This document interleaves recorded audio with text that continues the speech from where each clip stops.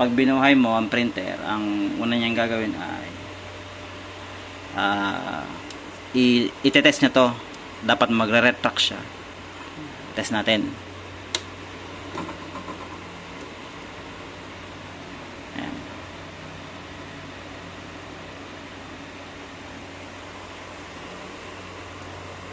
So, ayan. Hindi siya nag-retract. Ulitin natin.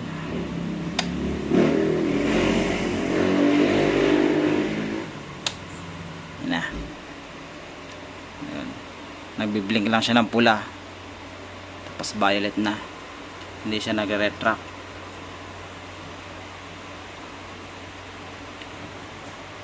Base sa masusi kong pagsasaliksik, common na sira na to sa Ender 3B3 KE or SE. Ang common fix, replacement. Sa mga palad, hindi mura ang part na to at sa overseas pa manggagaling. Sa katunayan, mas makakamura ka pa kung bibili ka na lang ng isang buong hot end assembly para sa Ender 3B2 Neo. May pag-asa pa ba ang BL Touch mo? Pwede pa natin ma-repair yan.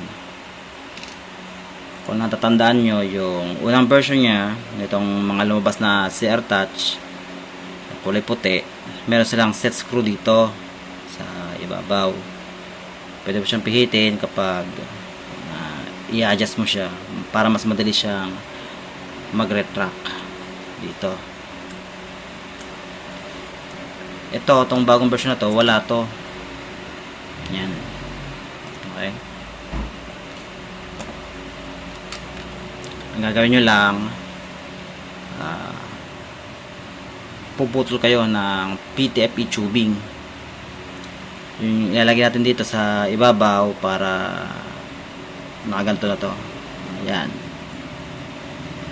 Makakatulong yan para konti na lang yung gagawin ng magnet sa loob.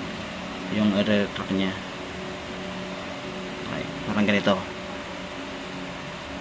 Ayan. Ilagay mo yan. Okay. Sa kabilang gamit ko. Yun. Mag-iingat ka lang, baka masira mo yung sensor. Yan. Sensitive yan. Okay, isa pa.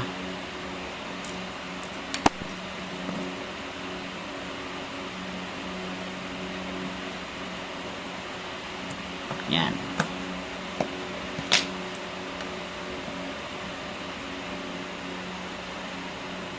Yan. Kung makikita mo, labas na ng bahagya yung probe.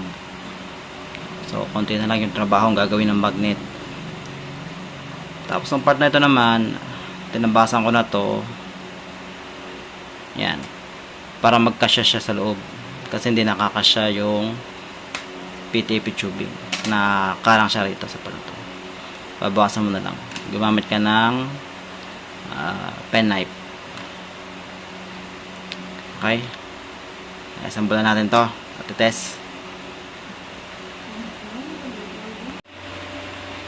Okay, test natin kung magre-retract na siya. Yun, magre-retract na ulit. Okay, ulitin natin.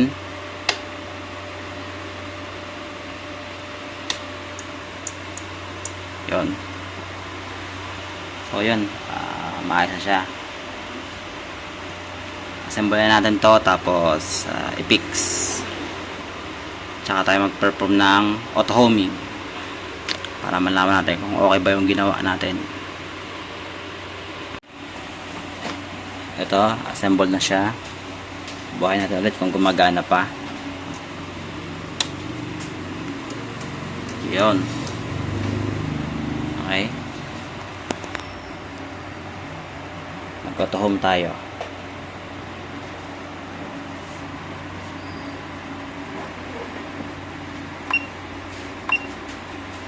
Prepare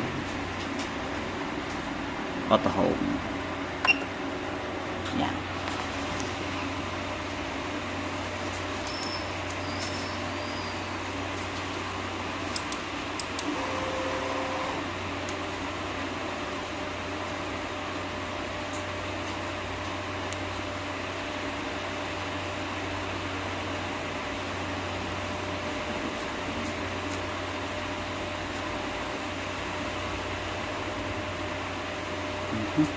Nice. Okay na siya.